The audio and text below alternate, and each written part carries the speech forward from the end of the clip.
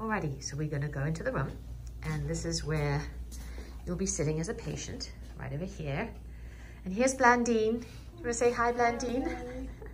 So Blandine is one of our medical assistants and GAP chief intern. And so she's just getting some, a chart ready.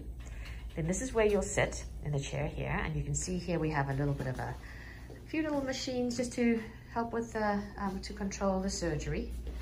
Here's a little chair, and I bring this little chair and I actually sit right here next to you. So I'm right next to you, and Blandine will come and stand. She'll come stand right here. So you'll be surrounded by 2 caring professionals, and then our computer system. And then here, this is actually very interesting. You might like this.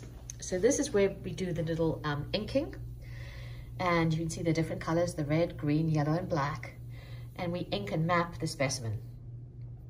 Alrighty, so again, just do a little rotation here. This is our room.